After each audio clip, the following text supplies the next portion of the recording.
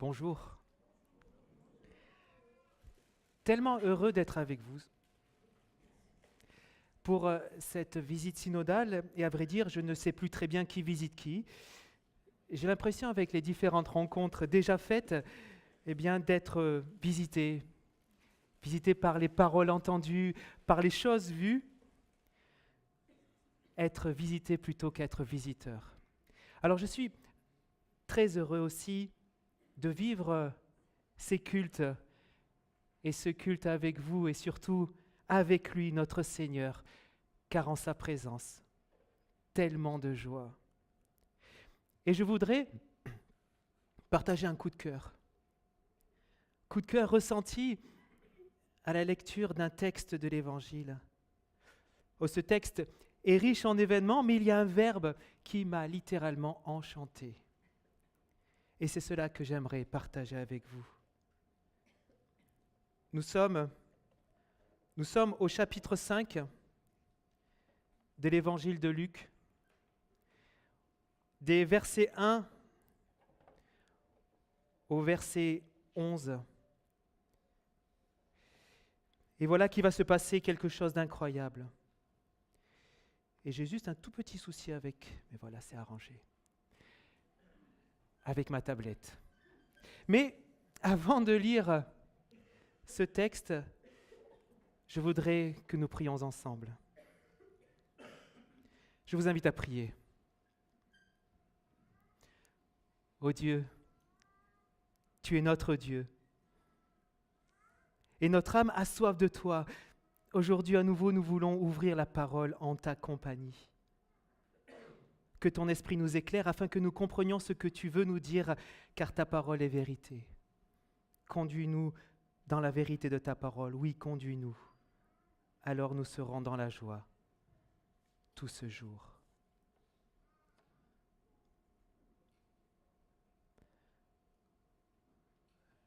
Or, un jour, la foule se serrait contre lui à l'écoute de la parole de Dieu et il se tenait au bord du lac de Génézareth. Il vit deux barques qui se trouvaient au bord du lac. Les pêcheurs qui en étaient descendus lavaient leurs filets. Il monta dans l'une des barques qui appartenait à Simon et demanda à celui-ci de quitter le rivage et d'avancer un peu. Puis il s'assit et, de la barque, il enseignait les foules. Quand il eut fini de parler, il dit à Simon, « Avance en eau profonde et jetez vos filets pour attraper du poisson. » Simon répondit, « Maître, nous avons peiné toute la nuit sans rien prendre. Mais sur ta parole, je vais jeter les filets. » Ils le firent et capturèrent une grande quantité de poissons. Leurs filets se déchiraient. Ils firent signe à leurs camarades de l'autre barque de venir les aider.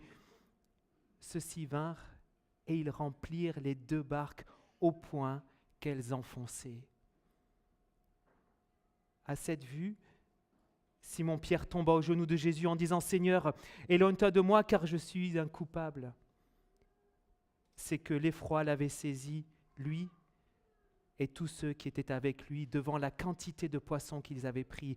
De même Jacques et Jean, fils de Zébédée, qui étaient les compagnons de Simon. Jésus dit à Simon, « Sois sans crainte. Désormais, dès maintenant, dès cet instant, ce sont des hommes que tu auras à capturer vivants. » Ramenant alors les barques à terre, laissant tout, ils le suivirent. Voilà jusque-là pour la parole de Dieu. Chers tous, dès le début de ce texte, je trouve qu'il est tellement enthousiasmant. En effet, n'est-elle pas magnifique cette foule dans ce désir d'écouter Jésus, la parole de Dieu?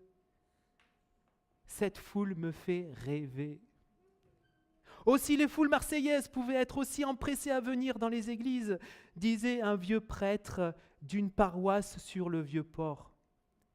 Bon, je sais que ça fait un peu cliché d'évoquer pour un Marseillais le Vieux-Port, mais c'est une réalité que j'ai vécue. Et j'avais envie de lui répondre à ce prêtre, le Père Paul, « Allons-y tous ensemble. Allons écouter la parole de Dieu. Mais surprise, bizarrerie du texte, Luc, l'évangéliste, ne nous transmet pas l'enseignement donné par Jésus ce jour-là. Je crois que Luc veut nous amener autre part. Il veut nous parler d'autre chose. Or, cette autre chose, je la discerne dans ce verbe, au verset 6. Ils le firent. Ils l'ont fait, quoi. Ils l'ont fait. Et l'évangile d'aujourd'hui nous invite à l'audace. L'audace de la réponse. L'audace du mouvement, de l'audace. D'ailleurs, à bien y regarder, dans ce texte, tous les personnages sont des audacieux. Jésus d'abord. N'est-il pas audacieux de demander à des pêcheurs pros de retourner au boulot, après une nuit de labeur, après avoir soigneusement nettoyé les filets, et en plus, cette fois-ci, d'y aller en plein jour? Je ne suis pas pêcheur à la ligne, mais je sais en tout cas que si on veut attraper du poisson, il vaut mieux y aller le soir, le matin très tôt, ou, si on est courageux, la nuit. Pour Jésus, il ose cela. Allez-y, c'est maintenant qu'il faut y aller. De l'audace aussi chez ses futurs disciples qui, après une nuit sans, comme nous avons parfois des jours sans, ils osent répondre et faire ce geste de jeter les filets. Mais quelle audace de croire qu'avec ce maître de Galilée, rien n'est plié d'avance, rien n'est plié d'avance. Tout peut être possible à celui qui y répond. En fait, l'audace, c'est faire confiance. Pour Jésus, faire confiance que celui qui entendra sa parole réagira, répondra, fera mouvement. Et pour les disciples, faire confiance que celui qui a prononcé la parole accomplisse ce qu'il a dit. Car à bien y regarder, l'audace, finalement, permet à chacun, dans ce texte, d'être à sa juste place.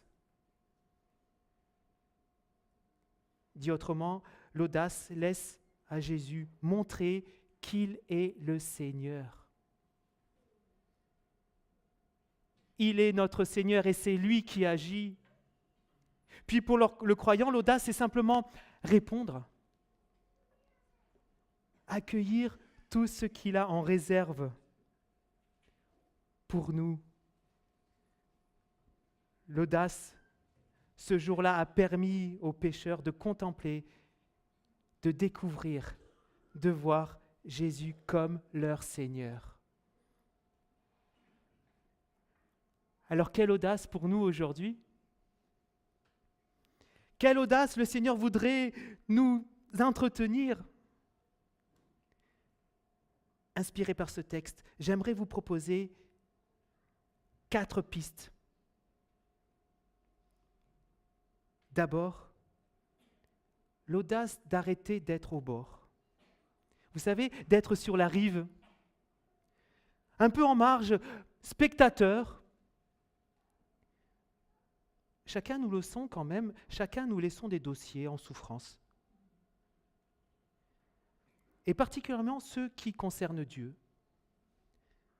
Nous avons peur de nous mouiller et nous touchons l'eau du bout du pied. Nous remettons au lendemain cet appel entendu aujourd'hui. Pourquoi avons-nous tant de mal à répondre? Possiblement par peur. Peur de ne pas être à la hauteur. Peut-être aussi peur de ne pas être assez bien pour lui.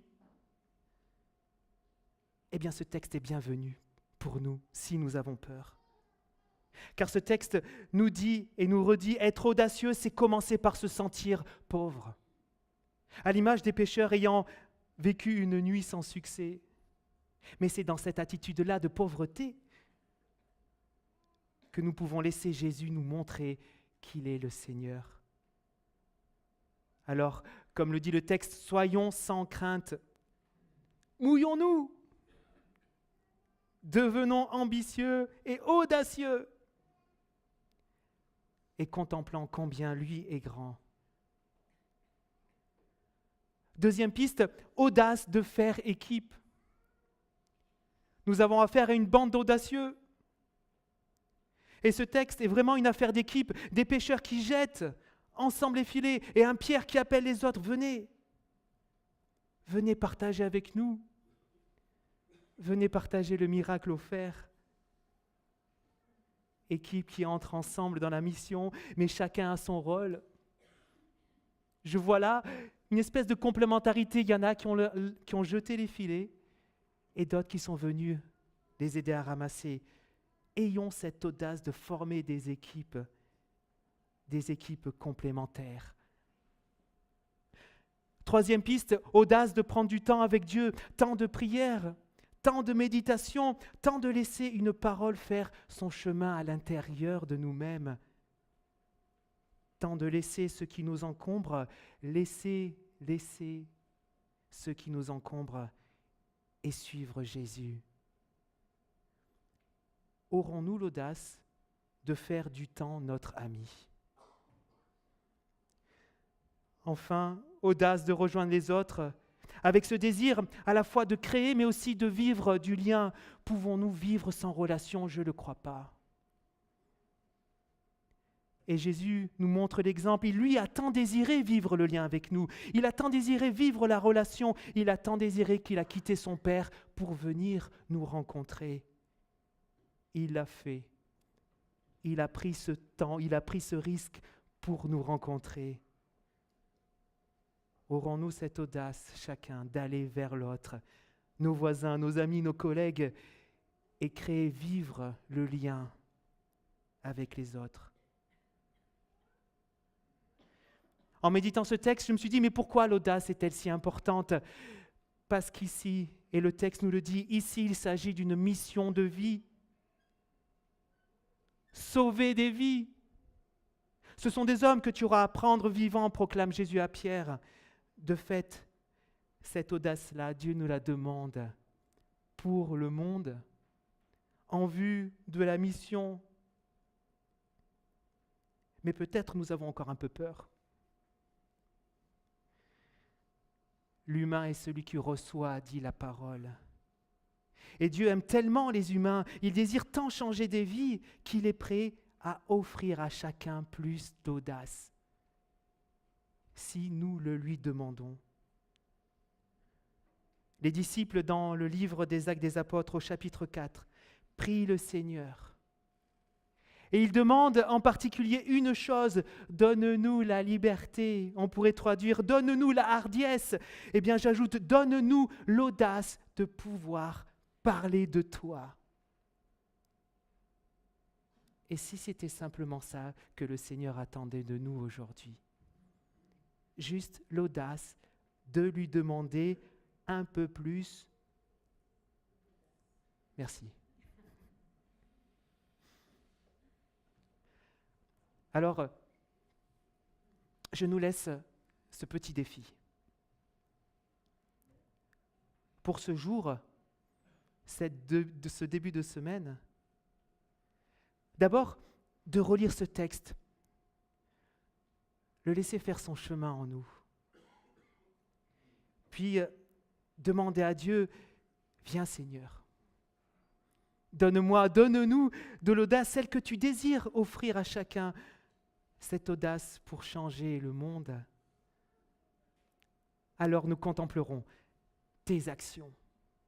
Alors tous reconnaîtront que tu es le Seigneur. Et c'est ici ma prière pour nous tous. Si nous osons cela, je suis sûr que dans 2 ans, quand le prochain visiteur synodal viendra, il dira,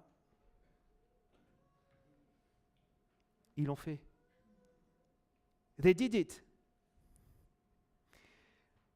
Leurs prières ont été entendues, exaucées. Ils l'ont fait avec lui. Ils l'ont fait. Béni soit le Seigneur. Le Père, le Fils et le Saint-Esprit qui œuvrent. Un seul Dieu béni éternellement. Amen.